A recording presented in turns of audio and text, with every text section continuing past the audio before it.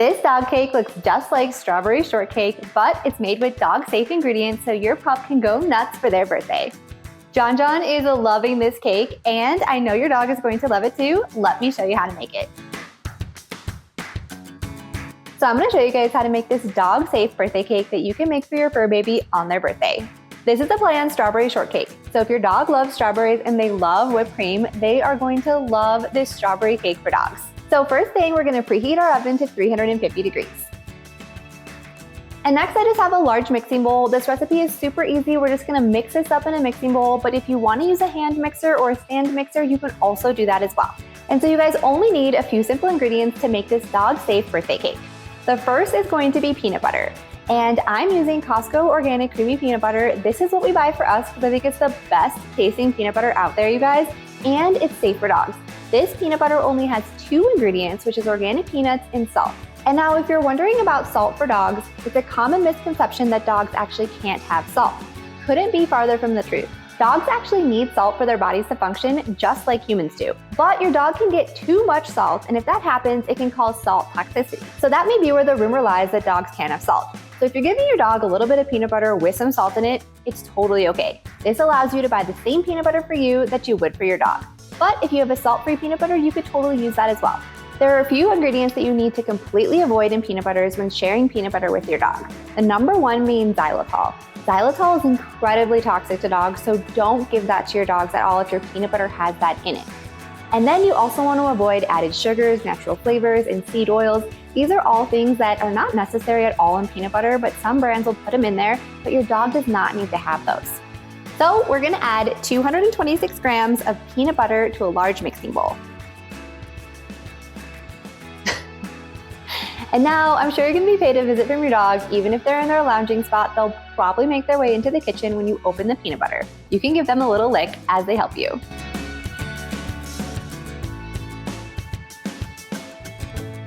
Next, we're gonna add in the rest of the wet ingredients to our peanut butter. And all that is gonna be 2 large eggs and then 1 cup of coconut milk.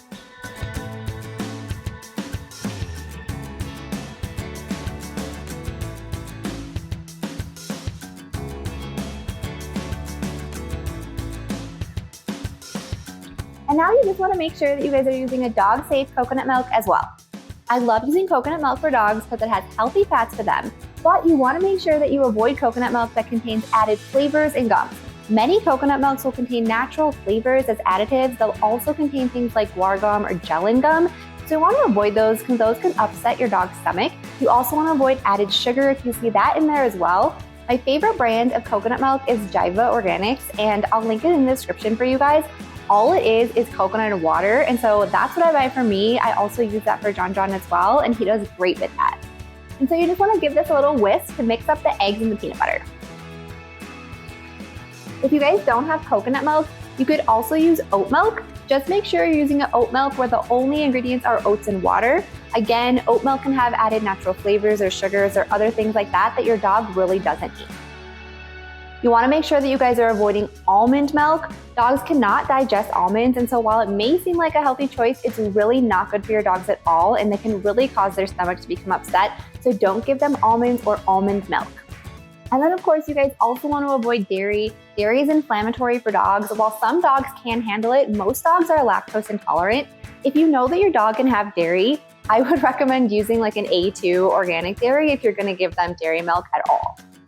So as soon as your eggs, peanut butter, and coconut milk are completely combined, then we're just gonna add in our flour. And I have 255 grams of all-purpose flour and 1 teaspoon of baking powder, and we're just gonna add this into the mixing bowl. Then you just wanna whisk this up until you have a smooth peanut butter cake batter.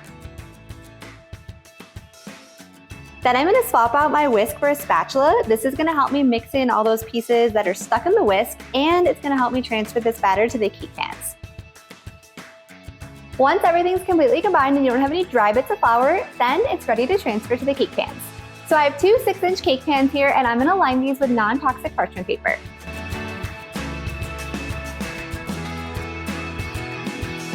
I always use Kana for this because they come pre-cut and it's so easy, and it's my favorite non-toxic parchment paper. I'll link it in the description for you guys. Now I'm gonna transfer the batter evenly to the 2 6-inch cake pans. And if you guys wanna weigh this, it's gonna be about 14 ounces each, or you could also just eyeball this as well.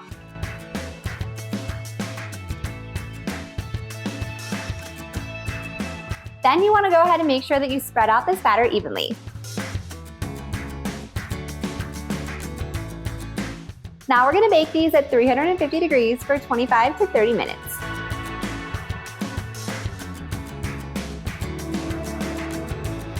Once the cakes come out of the oven, you want to let them cool completely, and then we're going to make the whipped cream.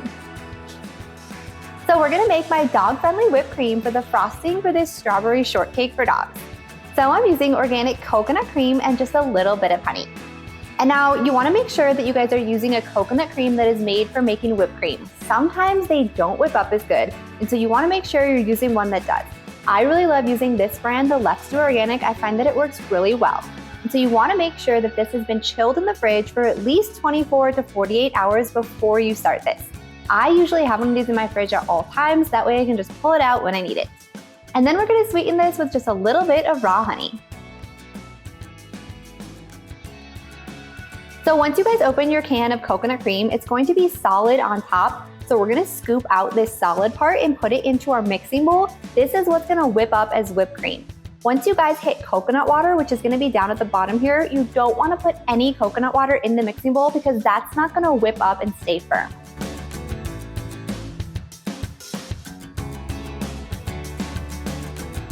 And it'll look just like this. And so I'm doing this in my stand mixer with a whisk attachment. You guys could also do this with a hand mixer if you prefer.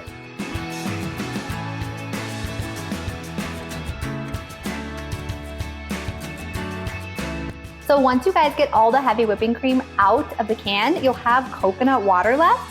You guys can put this in a Tupperware and save it. You can drink it, you can use it in smoothies, which is what I like to do with it.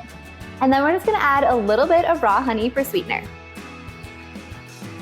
And if your dog loves pup cups, this recipe right here, just this heavy whipping cream and a little bit of honey, is going to be a healthy pup cup. So you can make this anytime for your dog. We're gonna whisk this starting on low to avoid splattering, then we're gonna gradually increase the speed until we're at full speed. Once this starts to resemble whipped cream, then it's gonna be done.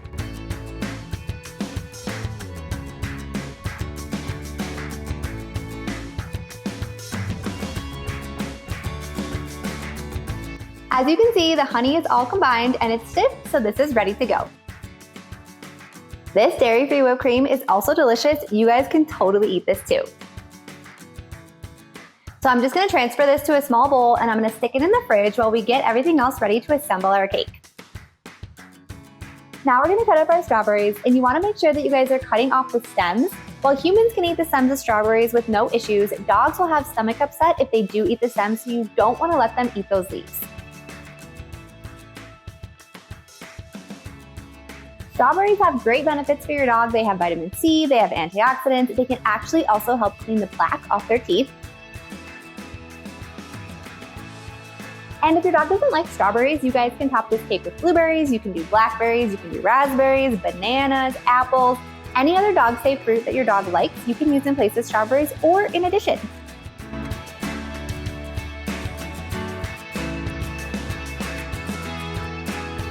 So once your cake is cooled, we have our whipped cream frosting made and our strawberries cut. Now it's time to assemble this strawberry shortcake for dogs. So you guys can put this on a cake plate or a cake stand. I just have a simple plate here. So you're gonna remove the first cake from the pan and place it on the cake plate. Then we're gonna add about half of our whipped cream on top. And then we can add some strawberries on top of this layer.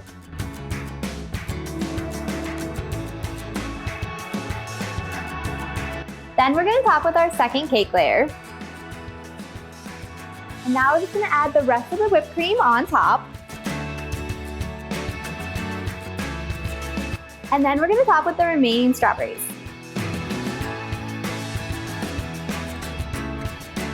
And since John John is turning 3 tomorrow, I have a number 3 candle to stick right in the middle. And now we have the cutest strawberry shortcake for dogs. John John is going to go absolutely nuts for his birthday cake this year. Oh my gosh, I cannot wait to let him dig in. If you guys want more dog-friendly recipes just like this, be sure to hit that subscribe button and join us next time in the kitchen. And we'd be super grateful if you dropped a like and comment below.